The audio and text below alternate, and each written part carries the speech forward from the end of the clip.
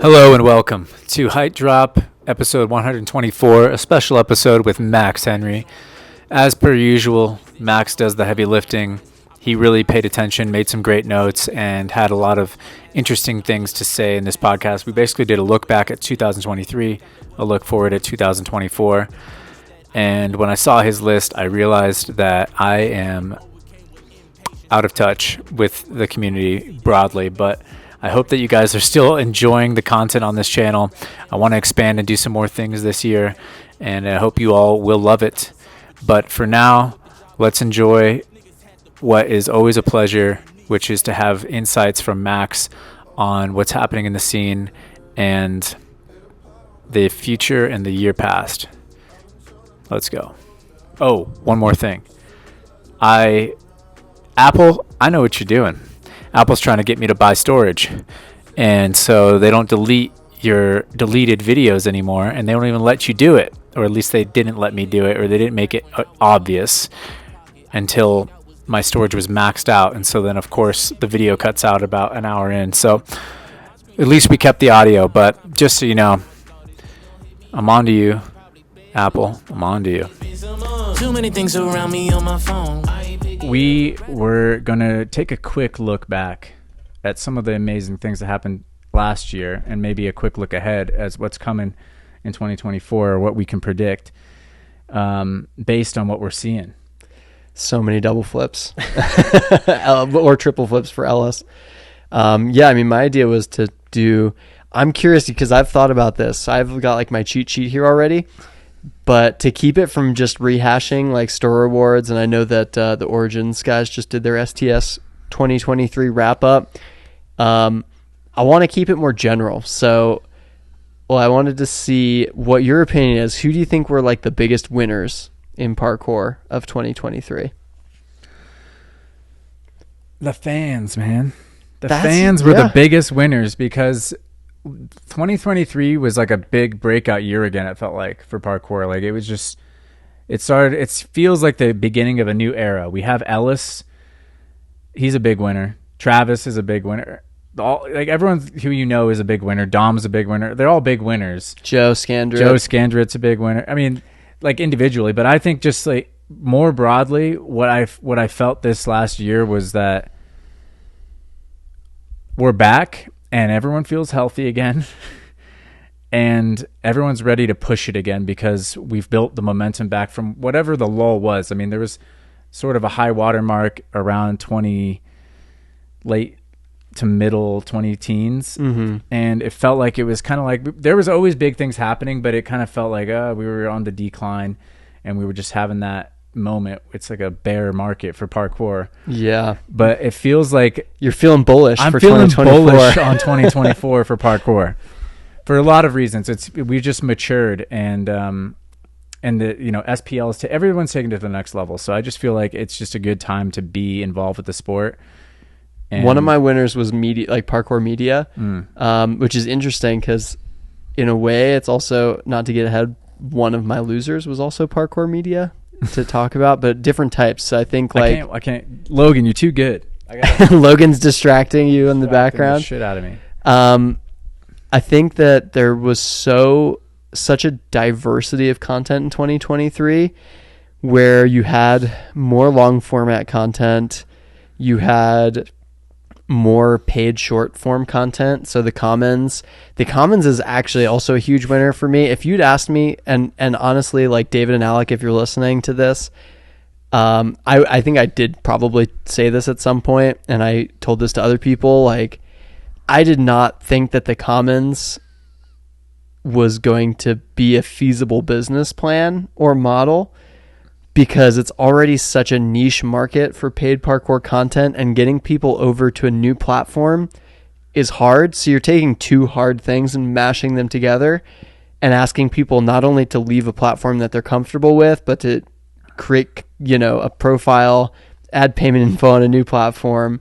navigate that new platform, share to another like there's a lot of things that kind of the user has to do that common marketing sense would say like, it's probably a hard ask for a lot of people. And I think that like it still has a lot of room to grow, but it does seem at least like they've found their niche market. and they have a foot in the door. So I'm really, really happy for what the Commons did this year. I think it was awesome. They did a bunch of, I mean, the U.S. community was another winner, I think, on the international scene. For many years, we've deserved a lot of the jokes that we've gotten. But I think there have been a lot of big contributions that the U.S. scene has made to parkour content and culture. And this year, the beans, eggs piece, tether, I think was probably overall my favorite video that got released in 2023. Maven and Unbroken, which is one of the most heart-wrenching pieces of art that has ever been made, I think, in our community. If you have an hour to sit down, like, it's so heart-wrenchingly beautiful and touching. And that was all through the Commons. So really awesome job that they kind of have helped create a voice for US parkour culture and making that less of a meme. And then the Instagram game's been crazy. YouTube game was crazy. I mean, Verky's really continued to create. Ed Scott stepped up his production this year. I loved his vlogs in 2023. Even the non-parkour stuff. Like, I am just as down to watch Ed do his 3 peaks in a day challenge as I am seeing him train. Dom, great stuff again. It was cool seeing Joe in a lot of Verky's vlogs, and Danny Pierce and that crew. I loved what Stora did this year. I think they just did a lot of really cool pieces and balanced their stuff really well. And then just a lot of really good content coming from smaller creators that YouTube is starting to like suggest to me more, which was cool. So yeah, I think like culture, media in general, there's just so much to choose from. Like, whether it was an athlete part, whether it was a narrative thing, whether it was a vlog, or just like banger Instagram clips, you can find a million insane Instagram clips every single day right now. It's wild. Yeah, it's overwhelming. I don't even like to go on Instagram. Out of self-preservation. Out of self-preservation for a number of reasons, but also it is nice. It is nice for somewhat of a removed generationally practitioner to be able to tap into just a lot of the crazy shit without actually having to, find all this obscure stuff or even have YouTube suggest it to me. Yeah. It is easier to find on social media. So fair enough, social media. Yeah. Shout out also Hazal for doing regular vlog work too. Hazal's vlogs this year were really fun. And, another big winner I think is like the global parkour scene has, I mean the sort of North American and European community, particularly Western Europe, likes to pretend that parkour only exists in like wealthy white places. And I think there's for a long time been an accidental bias against folks in like Japan, Southeast Asia, India, South America in particular, where their content just doesn't get recognized. And those countries, all the ones that, and the continents in the case of South America, like they're pumping out insane athletes. And I do feel like in South America, in Colombia this year, you had the Ciudad de Puentes, which is the City of Bridges documentary, which came out. It's like an 1.5-hour documentary about the collective Bogota scene. And that was awesome. And, you can tell that like it is a little bit rougher than something that Stora would create from the story perspective because it's their first piece, but it made me want to see so much more from that community. They've got an insane number of athletes and they only trained at the spots that are bridges. And if you've seen any of the like Bogota parkour community, they have the wildest like stairway and playground setups of any community I've ever seen. Like they're just like their playgrounds and rail setups are on steroids. So I hope that they're planning to do another big project in 2024. And Lambo PK blew up. I believe he's Argentinian. Nigeria got on the map again this year. That is true. The African scene blew up a little bit. Noah Diorgina went to Kenya with Red Bull. that was cool, and Egypt. And that was really cool getting to see, like, Kenya has a parkour park, at least one. They might have more. I didn't know that there was a parkour park in Nairobi. You know, like, that's rad that's getting exposure, because it is hard to find those athletes. There's an Instagram channel that I found through a couple mutual friends called Vanarshalla, which is in like the northern part of India, and they're like making regular YouTube content with competitions and like tons of training content. They've got a huge women's community there. The Iranian scene, you know, continues to really like pump out wild content on Instagram mostly, but I would love to see more stuff from them as well. And the really, I think like the Japanese parkour community in 2023 exploded. Like, every competition, there was at least one Japanese athlete destroying it, like Nene and Kaito in particular. Did you see Kaito's Kings of the Concrete run?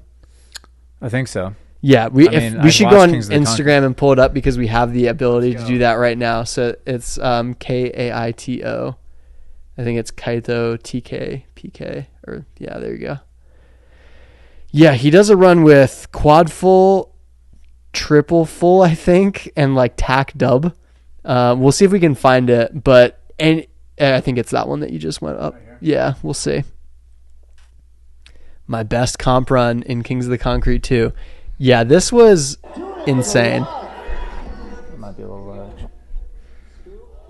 Oh. Yep.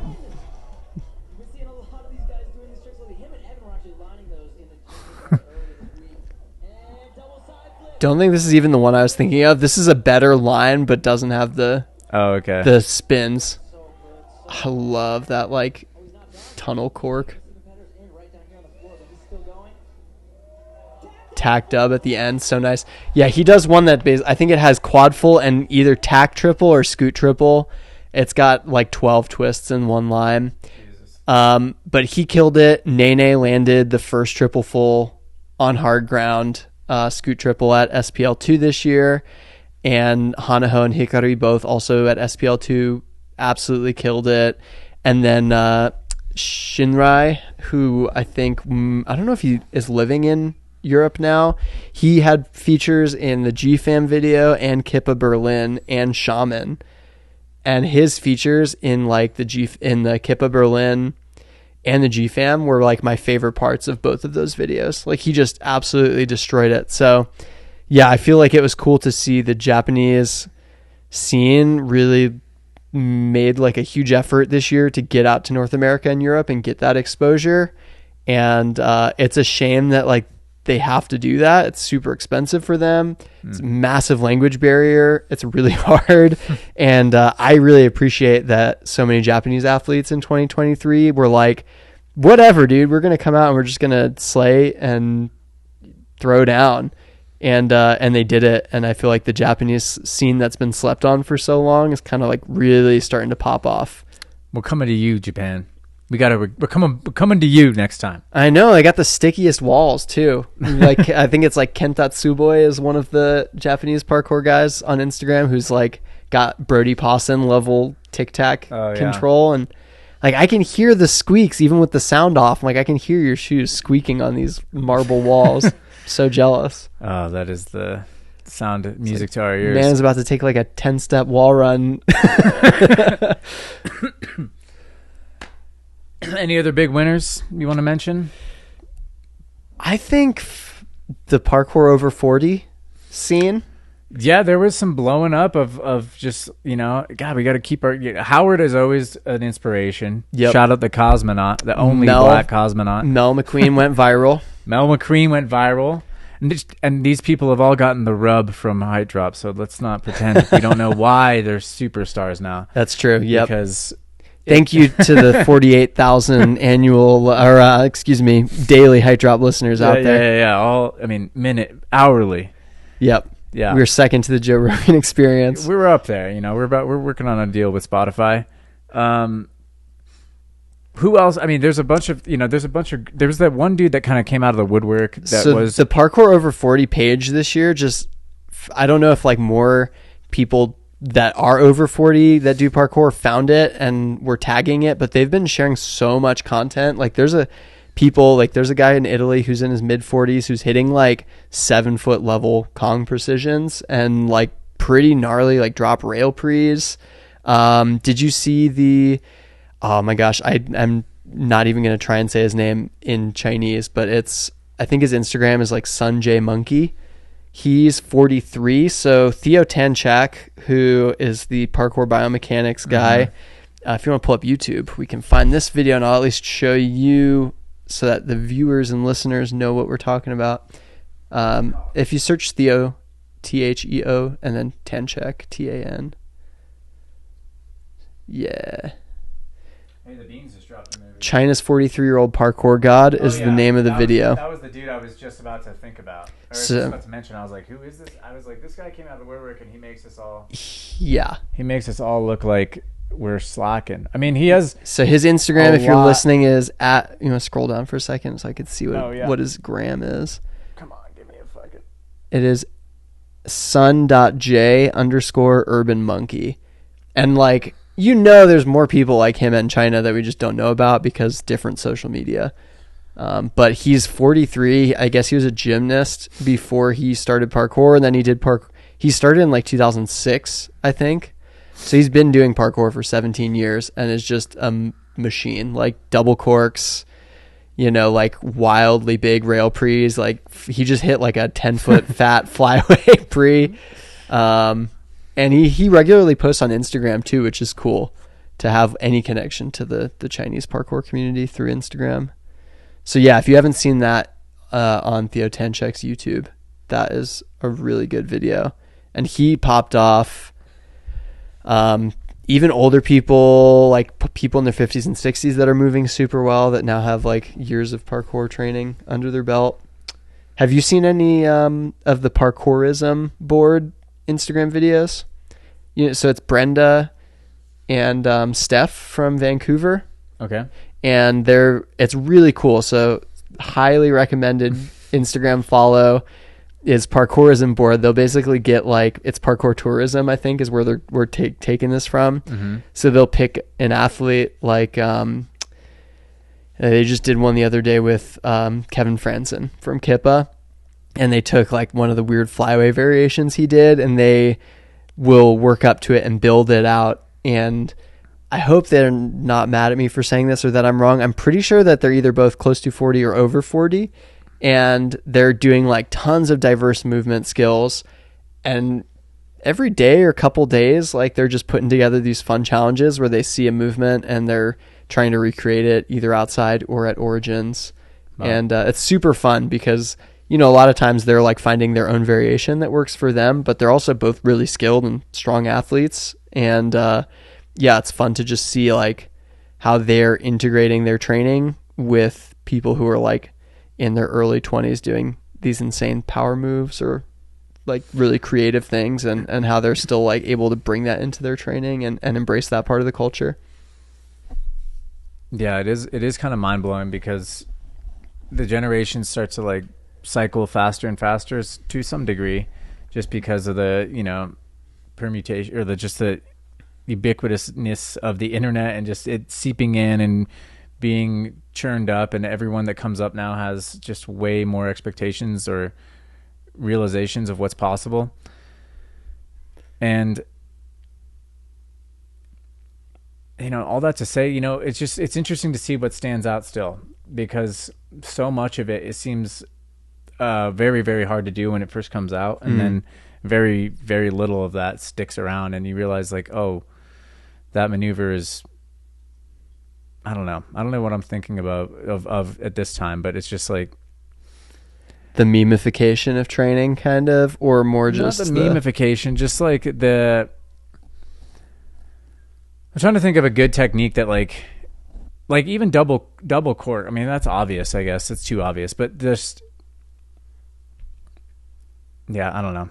I don't have anything good to say here. It's all right. Well, you can come back to it and circle back if you come up with a good example. I guess like all that to say is just, yeah, it's just crazy to see how much I don't know if it's because people are taking their journey, because to me, one of the things that is like, if you've not had that experience, I mean, this 43-year-old guy, he's been training his whole life in some way with some kind of ballistic in an acrobatic way. But I think some people, they just discover something and they have never really put themselves in that space, physically challenging themselves and like pushing themselves to the nth degree. And when they find it, there's like all this momentum. There's like, the easy gains or the early gains, but then there's just the whole journey that you might have gone on when you were 13 to 14. I mean, you are special because you've pretty much just like never stopped going on that journey. But I think for some people there's a window, and it's just interesting to see, like, it's just cool to know that you can catch that window in your 50s or 60s still. Yeah. It might still be out there for you, just the self-discovery of your body. It's something that when I hang out with Mel, it's really funny because obviously she's, significantly older than us. And so she has a lot more life experience. She's much more mature in many, many ways.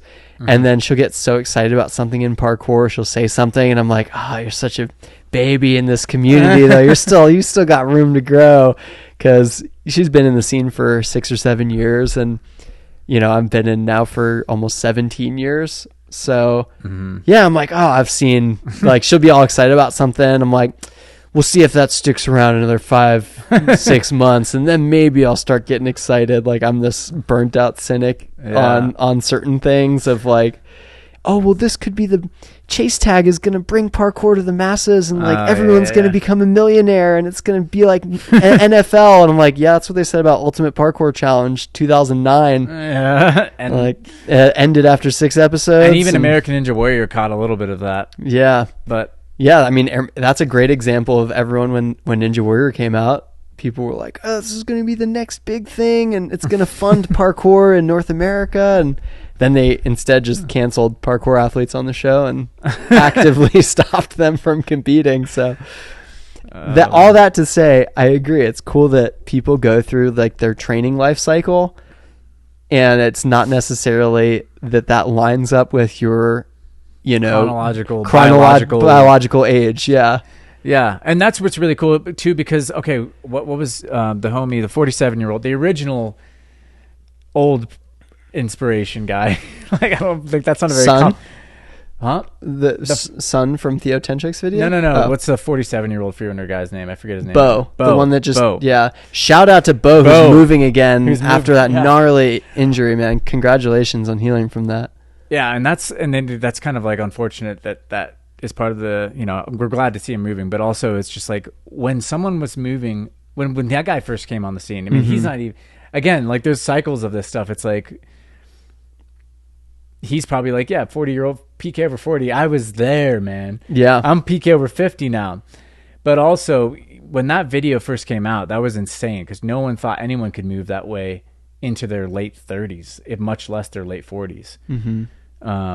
But these people redefine what age really means and all this stuff. And so I think some of it is like, you want to make excuses so you have something to fall back on. You're like, that guy didn't have any miles on his body for like the first 20 years. So I've been putting him on, but it doesn't, like, it's all just whatever you want to make it. Yeah. And I mean, for other big winners of this year, I would also say, like, if you don't follow Seb Foucan and Chow Bell and William Bell, like the training stuff that William Bell did this year, he's been training parkour since he was like 8 or 9 years old, unless I'm mistaken. Like, he started, I think he was like under 10 when Chow and David and Fung, his older brother, started like messing around with parkour. And he didn't train actively with them, and I don't know, like, when he would say he started parkour, but he's not, I don't think he's 40 yet, but he's in his mid 30s to late 30s, and he's got like 30 years of mileage on his body doing this sport, and just revisited Manpower this year after not doing it for 20 years, and like made it look as nice as anybody that did Manpower this year. So like, and he did a couple like running pre's and other things. If you go to his Instagram, like, he's doing stuff that I don't know he would have done 15 years ago or 20 years ago. That like now it looks, at least from the outside, as easy for him as it ever has. And in a lot of ways, the same thing I think is true for Seb Foucan. Like, his movement quality is as high or higher than it was when he was in Jump London and Jump Britain in 2003 and 2005. Like, I look at the way he moves in plyos and kind of has adopted some of the innovations in traditional parkour technique. Mm-hmm. And I'm just like, dude, you look better at parkour now in a lot of ways than you did when I go back now and watch Jump London. And obviously he was at the top of the game in Jump London as well, but it's cool to see how, you know, he didn't let his mindset calcify and go, oh, I'm a founder, I'm just gonna, you know, I know how to Kong, I don't need to learn from any of these people. He's like, oh shit, Toby Seeger Kong 13 feet level, like, yeah, I guess I could probably pick up some tech tips from the new generation. And it's really cool to see that. And he's got a documentary coming out this year. That's going to be which super is going to cool be see. Super exciting. So I watched Casino Royale again just because, you know, you got to once in a while. That big dive Kong he hits and the I-beam climb. What's your favorite thing in that sequence, movement-wise? My favorite thing is kind of like a fake thing, which is when he like jumps into the elevator shaft and then back into another level. Yeah. Because like there's nothing there. So going down, it's not really a thing that I don't think could be done, but it has been done. It could be done. That's just the thing. That's something that jumps out. I mean, obviously the huge impact, just like him sliding across shit. I don't know, all of that. I remember all the big drops, you know, were my favorite thing, and the climbing. You know, Daryl actually. Yeah. Shout out Daryl Stingley for making that a reality, because yep, that really was. That was. I mean, he was definitely pulled by a cable in the film, and he's obviously very strong and capable, but Daryl like made that happen in real life. I still go and watch that clip that like, I think it was so smooth when it was in Trials Morales that I didn't register how messed up it was, because Daryl, everything he does, like he does so many times and finesses it. It's where like it looks choreographed, and that's like his style of movement, is he wants everything to be the best version that it could be. And it was so good that it, like, literally your brain's just like, oh, I've seen this before in movies. And I had to like step back and be like, dude, he just climbed 30 feet in like 6 seconds. That's so gnarly. Like, not only that, well, okay, not to get off Daryl's dick real quick, but just the whole Bond film like series. I was like, oh, you know what I'm gonna do? I'm gonna watch all the Bond films, and I'm gonna save Casino Royale for last because it's the best. And then I couldn't get it, like the streaming services lined up or whatever. But then I didn't watch it for last, but I did end up watching them all, and it is the best. It is the best Bond film. And I got a whole rabbit hole down this thing, wasted a whole afternoon on YouTube, but just like people talking about it. I mean, it literally was, and I think it still is, the best Bond film ever made, which is saying some shit. Yeah, that's a lot and of it's movies. pretty cool to say that about, and have parkour so heavily featured in it. And they did a whole piece, like they did. I don't know if, I'm sure you've seen the behind the scenes stuff they did on that film, and they do a whole little segment with Seb, which is really cool. And what was so interesting too is as I watched the other Bond films, because Daniel Craig's Bond got seeded with that like germination of parkour. There's so much parkour throughout the whole rest of the series. And shit that you just, I mean, obviously it's part of the lexicon, it's part of the zeitgeist now, so it's going to be in every film, and it's all stunts and whatever. But that was the one that seeded it, and there's an emphasis on parkour. It's subtle, but it's a great little winks all the way through the series. That's cool. And I love Bond. I mean, and I'm glad that it's kind of over, because it's, you know, it's a kind of tired trope and whatever, and it's great that they killed him and all that. We're getting way off parkour now, but I'm like, I salute that whole series. All right. Big 2023 winner is your relationship with James Bond as a fictional character and cultural icon.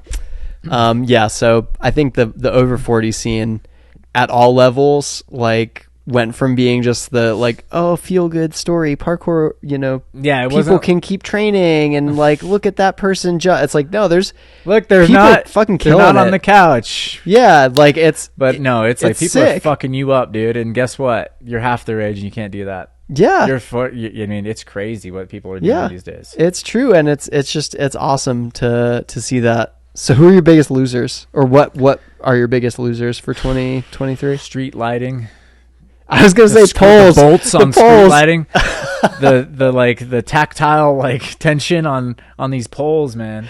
Dude, I do not. What are they building them out of in England? Like the poles are not made like that here, I feel like. Well, you know, I'm stoked that Joe looked it up, but I don't know what the specs are here in the United States. Yeah, I know that like I've seen too many rusty you can bases look at it. of You poles. can look at it and tell if you're paying attention. You can't just be like, it's a pole and just jump to it. You can see which ones are grounded with deep bolts. You can see which ones are kind of like more surface. And if you're me, you're kind of like, well, I'm light-ish, and I know that if I get my trajectory kind of parallel to the pole, then there's not much. Yeah, you're like a heavy wind. I'm like a heavy wind. I'm not even a heavy wind. That's what I'm saying. They have to be they're engineered to withstand certain miles per hour winds, I'm sure. Like very, very heavy winds. And some of them even have probably more forces on them if they have an overhanging light, just with the weight of that thing being so far levered out that what you're doing to it, there's some giant ones. I mean, I was looking at ones from, I-25 and the highway and stuff. There's some big poles that get so big you couldn't even hug them at the bottom. But I'm like, I wonder how far people are going to take this. Yeah. I mean, it's another one of those memes. Like, it's even, I'm curious. It's like descents where, it's a lot of low, I don't want to say low skill, but I guess like the amount, it's less skill than descents. The amount of skill that it's for the risk level, it's about as low skill a movement you can do in parkour, because it's really just like you just hug that shit and get your feet close and squeeze and like don't let go. You could probably not die with any one limb around it. So it's a pretty fail-safe thing. It's a pretty fail-safe thing. It's easy to get into for people who like are at a pretty low level of technical proficiency, and it's really easy to escalate. So like I'm really hoping, I mean, I'm okay being one of the naysayers that's just like the old safe guy, and like that's always been who I am, because like I don't care, like whatever personal thing I'm ever gonna get out of parkour, it's not worth serious injury or death. I'll just wait and get something. Like there's never been a moment for me in my training that was worth me being like, yeah, if I died but I got that moment on the way down, it would have been worth it. Like that's and I get for other people who are going through some shit, like that's not necessarily true for everyone. So I'm okay being the old guy that's like, I hope nobody dies this year doing this. But as far as things go that we've seen in the sport, this is like one of those, like up there with when descents became a meme and you started seeing folks doing them that were not really technically prepared to do them, where I'm just like, I hope people are smart about this. Yeah, there's like luckily some things in place, which is most of the poles that people are sliding on are street lighting poles, street lamps. Yeah. There's a limit to how tall they don't are. really need to be much taller than, 2 stories most of the time. Christian Green showed us you can drop from 3 stories you can drop onto your side. You'll get fucked up. You'll be in crutches for a bit. He's training again, jumping. So yeah. So hopefully that's a nice little... I love you, Christian. I'm sure you're listening. But there are some other poles out there, and like, I mean, the distance people are jumping into them is really interesting, but also I love, my favorite thing about it is the distance dropped before you squeeze. It's so renegade. I want to see, I mean, that's what I want to see. And that's when I'm going to, because I know people are already pushing that. Yeah. And when that gets pushed to its limit, I am scared to see like how actually, because I know that we're not near the limit yet, because it's just a first time blip on the radar. Yeah. So by the time it's absolutely pushed to limit, people are going to be free falling probably for like a full second, and then like and then squeeze before they hit the curb or whatever. But they'll even start compressing. Yeah. Well, maybe they won't. Here's the thing: it's like the double is like the front and a half to dive roll on manpower. It's like maybe just because people can do it, there won't be that many people doing it. But you could even compress. Like, how fast do you have to stop yourself? You don't. Yeah, you only have to fall at the amount that you could height drop. Like if you can keep it at like, I know I can drop from 10 feet, and you know what that velocity feels like. But yeah, I mean that's the scary thing too. Is right, the more speed that you're adding into it, like anything where you start to ping off, then you have to go from, well, any one of my limbs can keep me on, to like all 4 of my limbs need to be locked in, just to slow myself down enough to not break my leg when I hit the ground, let alone like you're off by a little bit, like what Robbie Griffith did in the Bristol store video. Like imagine that with like an 8-foot or 10-foot drop in, and it's like you're pinging off and you're past the pole. Like you have no control, and you're not going to be able to hold on with your hands at that point. So like the nice thing is, the entrances right now are mostly pretty static. People who are doing dynamic entrances like a Kong are not doing it. We're starting to flip into it. Starting to 360 into it. That was sick. That was some wild shit. That was Andreas, right? I don't know who I saw, but it was at like a playground. Was that the one you saw? I think I saw Andreas from Spain, who's the 360 pre-god, do one that was on like the streets. But it wasn't super high. It was like a 10-foot drop. But yeah, it was rad. Yeah. That's cool. Like 360 into it, that takes a lot of technical skill. I wonder if it's possible to gainer into it. Oh yeah.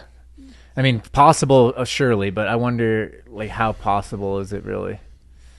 Yeah, I don't know. Ed Scott, where are you at? You might be listening. If you are, you're really good at gainers.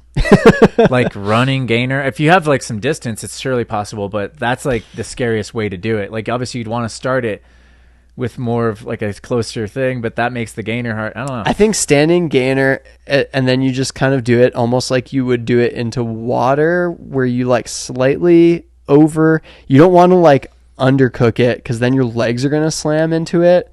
Yeah. So I feel like you almost want to overcook the rotation by like 5%, catch it like legs where you're just starting to lean back, and then you would probably hit it really nice. But yeah, you have to have a lot of precision for that with the rotation and the distance. But yeah, that's going to be interesting. That was it's funny, that was my one big loser that I'd written down, was poles. We had the same thought. Yes.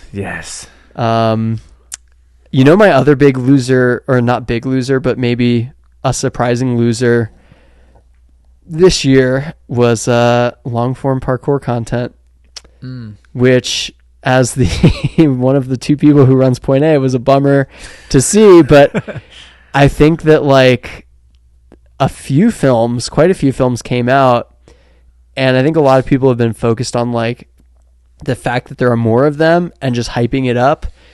But it seems like the percentage of them that are getting viewed over 3,000 or 4,000 times has gone down to almost none. I don't know how Lisboom did. I mean, I know Max Ward was really vocal that like Project Next Gen did not get as much viewership, or anywhere near as much viewership as he hoped for. Gangwizzy, I know that their project is out. I have not gotten to see it yet because I downloaded it and it didn't have subtitles in the download, so I decided to wait and watch it later. But I'd be curious to see how that one did. A lot of the ones on YouTube, I mean, like Point A's releases, we know that like Triple Threat had about 6,000 views, which we were stoked on because we're a brand new channel, but like that's not 30,000 views, and it's definitely not 300,000 views. So I think that's an interesting one, and I think part of it is because a lot of the recent long format stuff hasn't really been, I was going to say hasn't really been great quality. I don't think that's true. I think parkour people got incredibly spoiled because RCA is like one of the best sports documentaries ever. Like straight up one of the best sports documentaries, and I've seen a lot of them at this point, that was not made by like a multi-million-dollar professional production company with a shit ton of budget. And we saw RCA and we were like, cool, this is the bar for parkour films. And it's like, that's like seeing Casablanca and being mad that like the NYU student films aren't Casablanca. Yeah.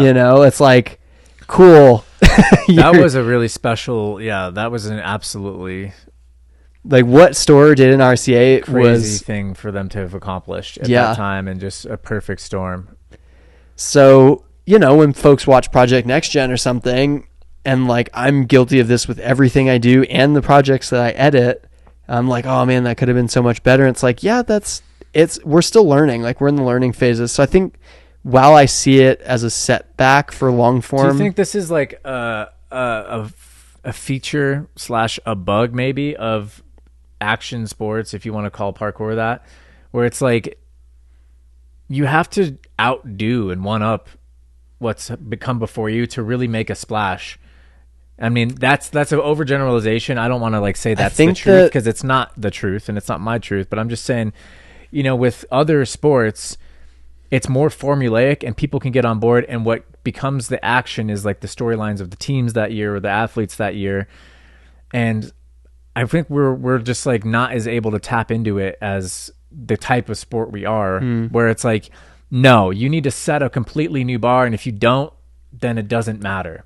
I think that's an immaturity that our community has struggled with. I think that's changing as people in parkour are getting away from being like 99% like teenage boys that have no responsibilities and can train all the time, because that is realistically like the only demographic that can meet that expectation. It's like, yeah, cool, you're 19, you heal really quick, you don't have a job, and if you're in Europe, you get paid to go to school and you can pay for your life like that and you get free healthcare. Like, that's a incredibly privileged perspective that like I was lucky enough to also be part of at one point for them in a lot of ways.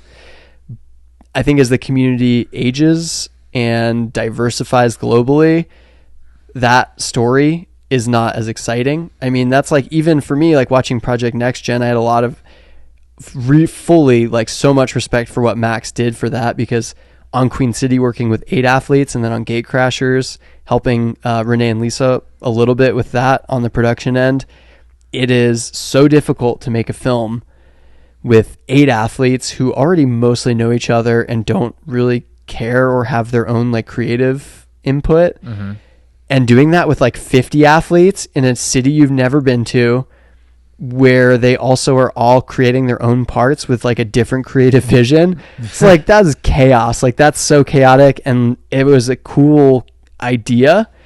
And I really like that he made it happen, because I do think there's a way forward for that type of collaborative content in the future. But like, for me, the bummer of that and the bummer of Gang Wizzies like Civilization and some of the other projects outside of Ciudad de Puentes, which was not like this, and that one was really like a strong story emphasis, they were just like, here's more white dudes in their early 20s who don't do anything other than parkour on camera. Not saying that like they don't do anything in their lives, but like on camera, the story that the viewer gets is, parkour is my life, training is my passion, I don't have any other responsibilities, this is the video. And there's only so many times you can watch that story. And for me, the last time that I watched that story and enjoyed it was RCA. And like, they did it so well. I don't want to see that again. Like, it's not going to be better for me than RCA was. Maybe for a new generation, they can revisit that. There's a lot more fruit. It's not as low hanging. Yeah. But there's a lot more fruit out there. And for you to find a bigger fruit that is that low hanging fruit, I mean, again, like they did it as good as almost anyone could ever do it. So good luck trying to match that category and overdo RCA, because you're going to be hard pressed to do that. And for like Gang Wizzy, which is doing literally like the sequel to RCA, for me as a viewer who doesn't know them as well, and like, again, also like demographically, like I'm not their age group anymore. I see like a lot of the like security stuff and the like rowdy stuff. I'm just like, dude, I'm like, about to be 31. I have like a job. I don't really, that doesn't vibe with me the way it did when I was 22 and parkour was like my entire lifestyle. So like that, it just is going to hit a different note. And like you said, there's different concepts. So I think part of the lull in the long format that we experienced this year is like, people are getting a lot of that from vlogs, which is a way faster drip, and it's lower quality content, but you can just get so much of it out there that people are familiar with the people making them. I love getting to see Ed and Verky every week or Store every week. It's harder to get somebody to put their phone down for 20 minutes, meet a completely new athlete, invest in them, and go through that story with them.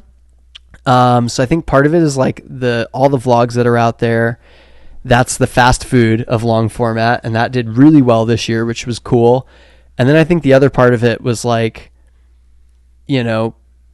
most of the stories besides Unbroken and a couple others, I mean, hopefully Triple Threat was not like this.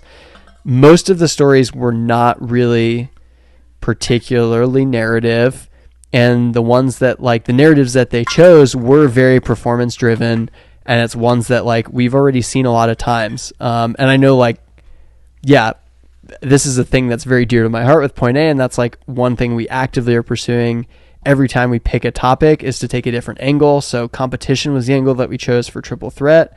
Wasn't just necessarily performance. And then we've got 3 different films that all have different perspectives and stories coming out this year. But like, that's, I think, the big next step is just experimenting in that format and being like, okay, long format shouldn't just be a way to like monetize content. It should be a way to like create art that tells stories that couldn't exist in other forms, like Instagram or a vlog.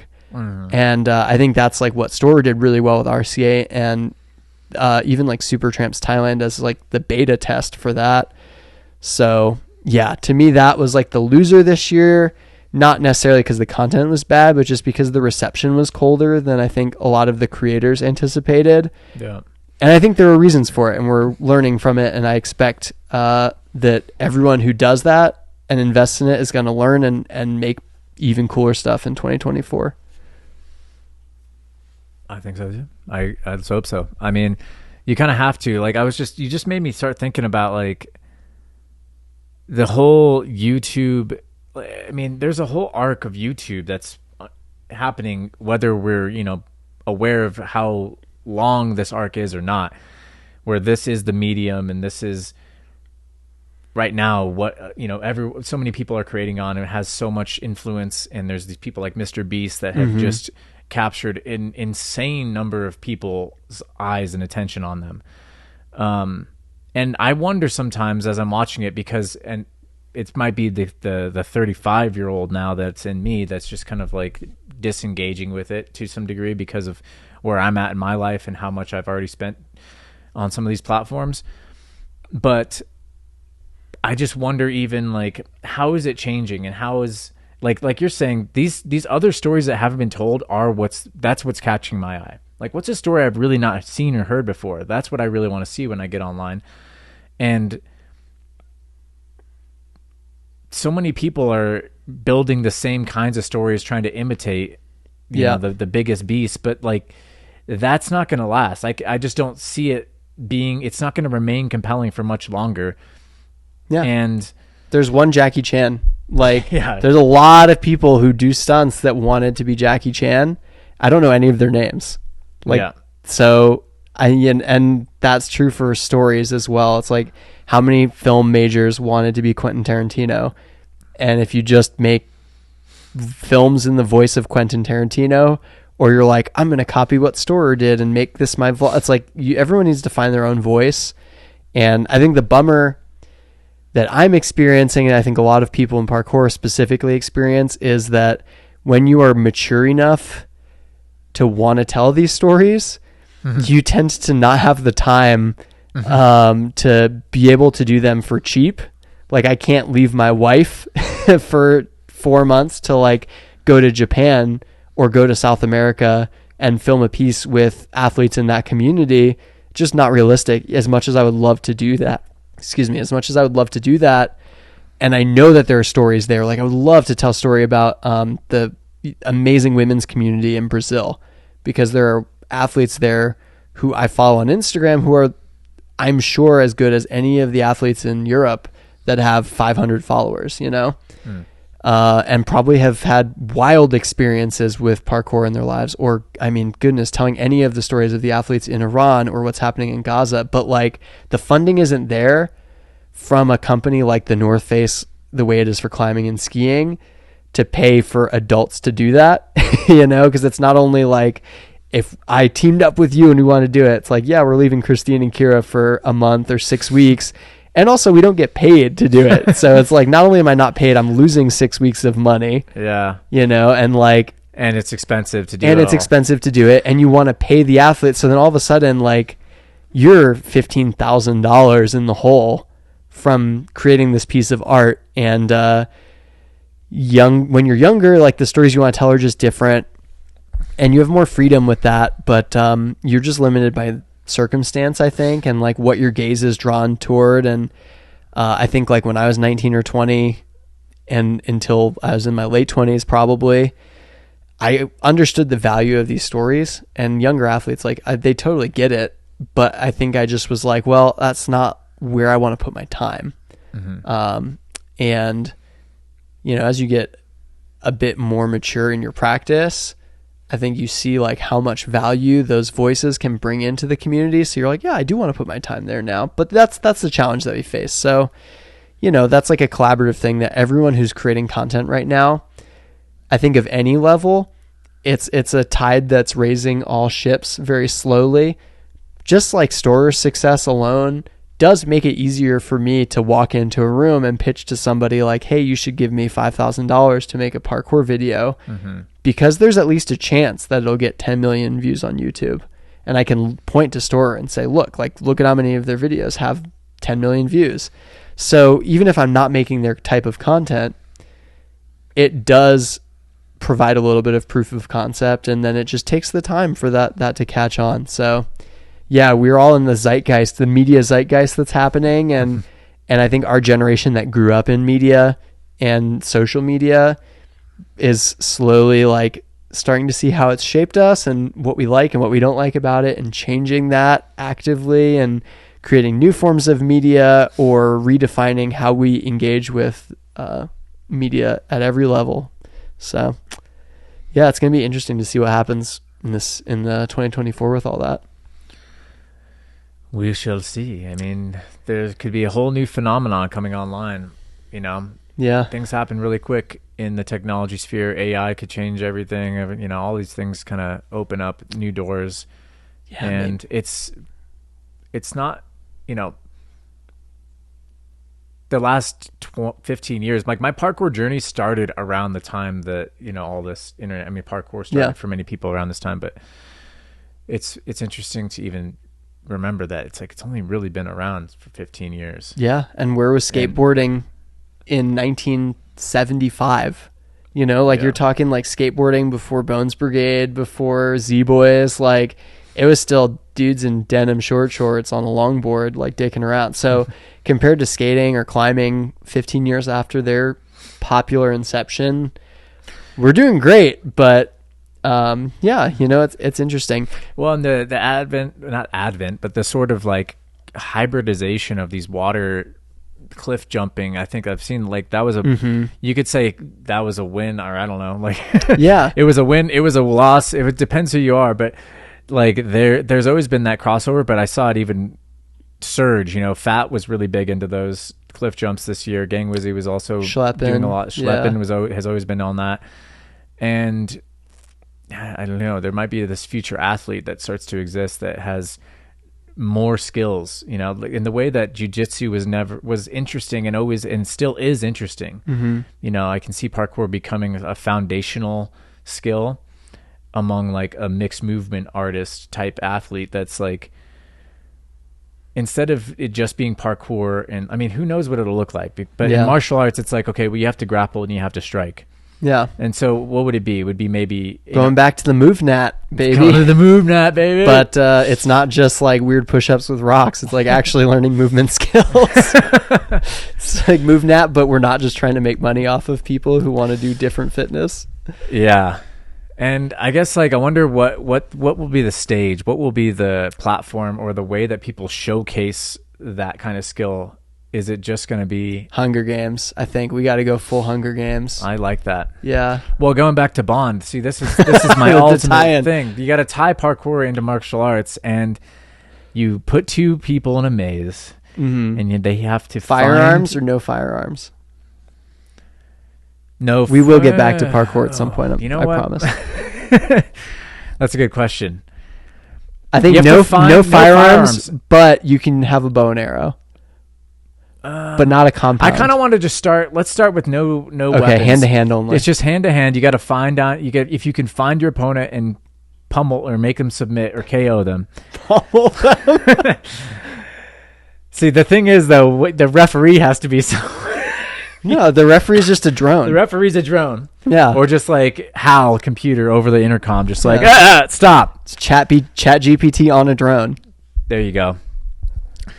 But then, and I would like to design these courses. Is all I'm saying. That would be pretty. Maybe sweet. you got to put 3 people in there, and Ultimate Beastmaster. I hope you're listening. Last man standing kind of thing. That'd be cool. Last person standing. Well, other than that, what do you see in 2024 as like more and less? So I'll tell you, you were saying hybrid stuff. I think a big winner in 23 that's going to carry into 2024, and I think really even explode more, is the hybridization between parkour and other sports as like a cross-training method.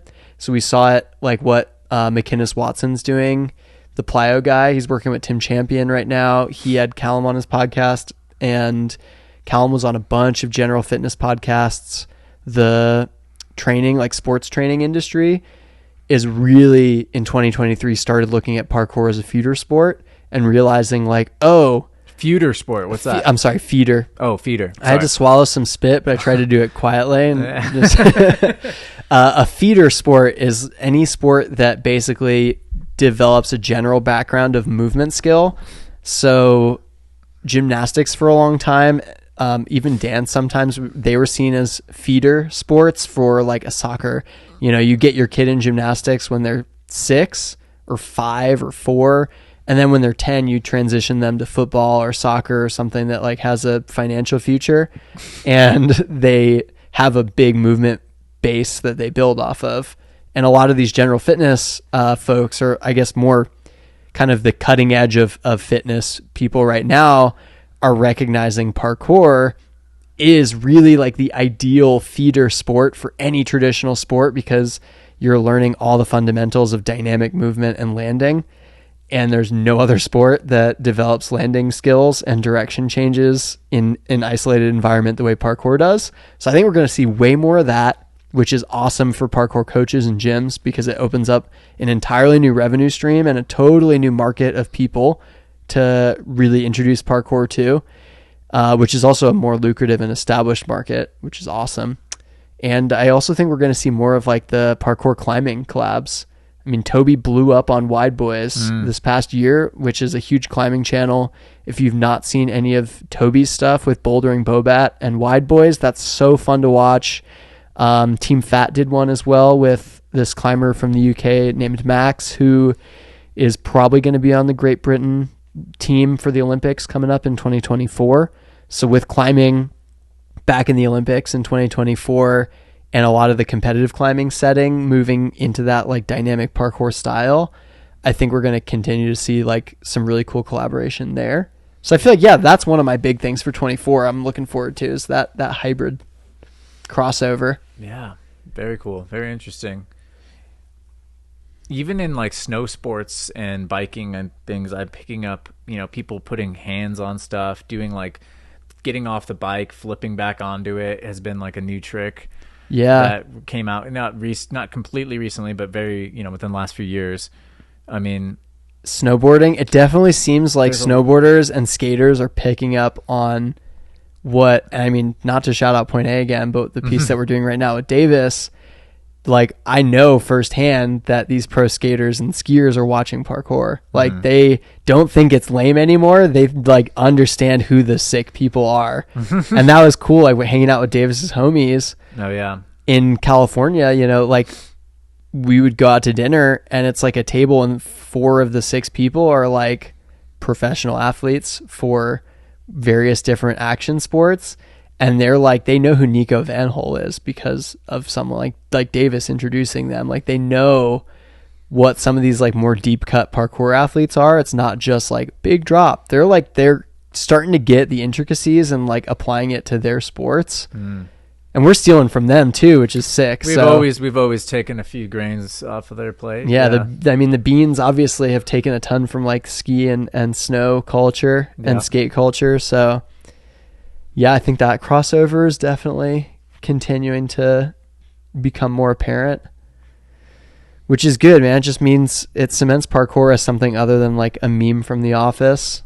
And like that culture is definitely much closer to where we belong than gymnastics. Oh yeah. So I'd way rather hang out with some sketchy skaters in Dickies than male gymnasts in leotards. Having been there as a child, I don't need to go back. Oh man, I wish I'd done gymnastics. That would have been good for me, I bet. For Do you think the long Red run. Bull's going to do an event this year? They didn't do anything 2023. Good point. Yes. Do you think it'll be a Art of Motion, or do you think it'll be another experimental one like they did 2022? Ooh. I hope it's an Art of Motion, but actually, because you asked, I think they're going to do an experimental one. Maybe they'll do both, but yeah, what is it? I mean, they got to do one because they've been really putting more attention towards their parkour athletes. It feels like, Yeah, and just more attention on parkour in general, which is great. I don't know why I sense that, other than just like seeing a little bit more of them in my feed, which can only mean that they're sponsoring more athletes and or supporting more athletes by posting or doing collaborations that yeah. I'm assuming must pay in some way, or they took Noah to Egypt. Mm-hmm. They love taking parkour people to Egypt. Love that. They do. You got to make it's like a freaking it's like a pilgrimage to go to Egypt for parkour athletes. If Nico or anyone from Red Bull is listening right now, I'm pitching you this idea, and if you don't do it, if I'm ever independently wealthy, I will do it. I swear to God. Take Dom Tomato, take that man, and do an Anthony Bourdain parkour travel series with him, but just let him like get high in every city, and then follow him around with the camera while he does crazy front flips, and it would be the most entertaining YouTube series. I just want to see that. Obviously, you have to do it in places where it's legal, but... Yep. You know what I want to see, though, from Red Bull? Because they do have the budget, and they do spend their money mostly on these events rather than, as far as I understand it, unless the business model has changed, it's not like they make buku bucks from their sponsorship, but the best part of being a Red Bull athlete is that they support you, with medical care and stuff like that, but also they create these events. Mm-hmm. And they create these spectacles and they create these videos like the one they did with Pasha. I want to see them do basically what we all wanted to see for decades now, which is I want a really good Ninja Warrior. That'd be cool. An actual course that makes sense. It's not stupid and gimmicky. That's for parkour athletes, but it's at height over water. Mm-hmm. And they're the only ones that could do it right now, it seems, as far as I can tell. Yeah. And they could maybe find a cool location where it's not exactly like completely built, all of it's purpose built by Red Bull, but some of it's like decaying. Store's Hamburg water video. Imagine you take a couple of those bridges, link them together, get a boat out there. Yeah. Do something. Hey, Callum's probably listening. Callum, if the Store film gets released this year and you guys sell it and make some money off of Netflix or Amazon, Brandon just got you your next water challenge idea right here. That's actually a lot of it. Would probably be so annoying, just the legal hassle of having to fill out all the paperwork for like dealing with whoever owned the public space. Yeah, it's a nightmare. It's a logistical nightmare. But that would be really cool. Yeah, it would be really cool. They could probably pull it off in like Vietnam really easily and for cheap. So yeah, maybe you just got to pick the right place. You got to pick the right place. That would be cool. Yeah, I'm curious what will happen with competitions in general. I mean, USPK just dropped their like full circuit, which we shared on the Point A newsletter also, but they've got like, I think 14 or 16 qualifying competitions already lined up just in California and the Rockies between now and May. So 16 competitions in the next 5 months at like local gyms in a circuit. And that's like 2 of 5 divisions. So they're going to be running like 40 competitions in the next 6 months. And that's a legit circuit. Like that's never happened before in our sport, where you had an actual feeder system where people from all over a country had the opportunity to like compete. They didn't have to clear their entire schedule and like go way out of their way to like make it happen. So that's super sick. Yeah, that's really cool. I'm really excited for that. I don't know about Red Bull. I'm curious to see what they do this year. And SPL3, I'm sure, is just going to keep being bigger and better. They had the biggest turnout of last year. I mean, shout out to like the whole women's scene last year. Really was a huge winner as well. With Gate Crashers, I think is like the second highest funded parkour project ever. After probably Store's video game. But that was sick that got funded. That's going to drop. I mean, all of the just the general level of like all the elite athletes in the women's community just destroyed it last year and are killing the game. And we're starting to see like young girls come up too, which is cool. That are looking up to a lot of these athletes. So yeah, excited to see what happens with that in 24. Excited to see what happens with height drop in 2024. Who knows, my man? Who knows? Who knows? Brandon Douglas 2024 BW part dropping yeah, December 26th.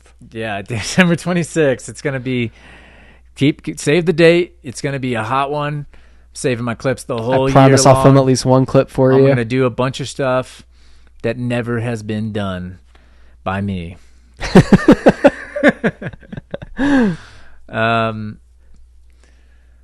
Yeah, man. Anything else? Should we wrap it up? I mean, I think that's good. We'll call it Spotify Wrapped on that one. Spotify Wrapped on that bitch. Shout out our new sponsor, Spotify. Thanks, Spotify. We love you. Thanks for everything you do. So glad you don't give any money to your artists. Thanks for all the money that you give us that makes this all possible, you know? Yeah, we make probably as much as any other musical artist off of Spotify. So shout out to the 5 cents that they give their artists. Oh, I'm assuming you're not getting an actual Spotify sponsorship, so I don't feel bad trashing their business model. Yeah, not yet anyway. I mean, their business model for podcasters actually not that bad as far as I can tell. I mean, it's free to host their podcast on there. And it's like YouTube. It's free. Yeah. It's a pretty good platform, and there's ways to monetize it if you want. There's the pitch. So the pitch. There you go. And it's easy. I mean, there's lots of podcasting things out there. I mean, fuck. Come on, Spotify. For anyone who's not watching the video, Brandon's just fumbling with it. This thing is so loud because there's a fucking frozen piece of ice in it, and I'm just like, I don't want it to slide down and hit me in the teeth. And with that great tip on dental hygiene, I feel like I'm going to call it for you, buddy. Thanks for letting me come on here to chat about 2023 in parkour. Max Henry, ladies and gentlemen. The one and only. Got my socks out for the true YouTube fans. Thank God, actually. This is the first time in many episodes that my feet will be hidden from frame. You fucking foot fetish fans. That was really alliterative. They are a huge market for you. I think you should be more respectful. I don't want them. I mean, I do want them, but not for foot fetish reasons. That's not why we make this content. I'm trying to transition them into finding parkour cool. Yeah, I guess if that's like the bridge we got to build between the community of foot fetish people and parkour. I mean, there's some crossover because I'm sure there's some anything crossover. we use more. If there's any other body part that we use more, it's the feet.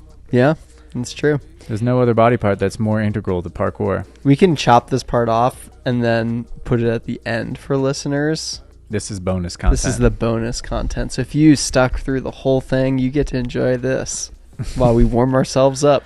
This is the warm up, cool down. It'll cool you guys down, but it's warming us up. The arm circles of podcasting. This is the shit that they put on Patreon when they're a developed podcast. And they put behind a paywall. I'm really glad that no one has to pay for this. Yet. True. Well, it is 2024. So what big changes are coming to Height Drop this year, Brandon, before we jump into the review? I'm thinking about throwing the whole thing under and reflipping it and taking it into the next evolution. I thought you were just going to say I'm thinking about flipping the whole thing under. Just that's it. It's all going under. I mean, it's already been under. I think honestly, I've been toying with the idea of changing it to the Brandon and Andrew Douglas show or something like that. The Bad Show. The Bad Show. That's what it would be. Yep. Shortened as.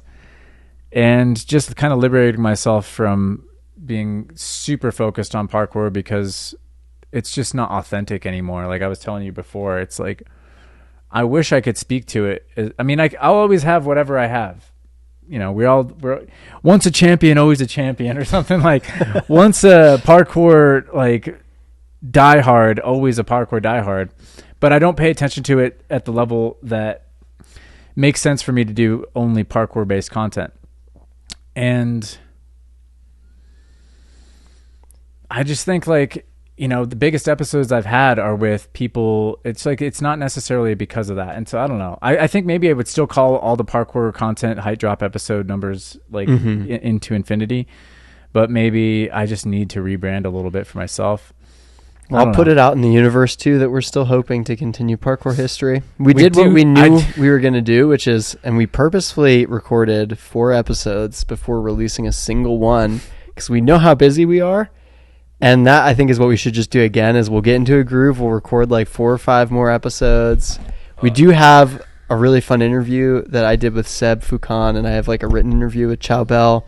And we're going to try and get some of the other Yamakasi guys to answer some questions and hopefully send in some audio so that we are actually using firsthand. And that's been the biggest delay on my end of research for the Parkour History folks who are fans out there, is like, I could just rehash all the books that have been written, but that's such a dumb thing to do when the people who literally created the sport are alive and on social media and just chilling. So like the hardest part is just getting them to be down to talk about things that they've like had negative experiences talking about with 20 other people over the last like 25 years and being like, hey, yeah, I probably won't ask you a lot about drama because there's books that cover that already. Like I more want to know, you know, what like the training was like, and like here's some stories that maybe don't have a place in other spots. So if you're a fan of Parkour History, we do have more stuff coming out. The biggest delay is that we're in that middle ground where we do want to just talk to a lot of the founders, get that firsthand information so everything is 100% as accurate to their experiences as possible, and then bring that to the show before we go to more modern stuff where it'll be a faster turnaround again. Yeah, I want to do more. I was just telling, all the other thing too is more on the road things, because one of the things that I realized is I really don't like doing stuff over Zoom and online and stuff like that. I mean, gotta go to France. There's a lot of good stuff out there, and there's probably a lot of opportunity, but it's an energy suck when I'm not sharing space and like actual time with somebody. So like it always feels good when you're actually here. But if we were doing this over Zoom, I'd rather be doing something else. And so to open up that door, so instead of, you know, trying to make everyone go on Zoom and keep my studio like this, I want to do more. Yeah. Taking mics on the road and doing who knows what else with them. I just feel like there's a lot of room for innovation. And I think there's a lot of room for just new kinds of things happening this year. I feel like podcasting is like sort of become tired in and of itself. And it's not that it's not valuable. It's like it's a core medium. But I don't know. This is out to you, all you Height Drop listeners. What do you want from Brandon Andrew Douglas in 2024? And hit up our sponsor and vote on the app if we end up doing that. And if not, we'll cut it out. And I'll chop that bit. Back to my business, it's gonna be fun. Back to my business,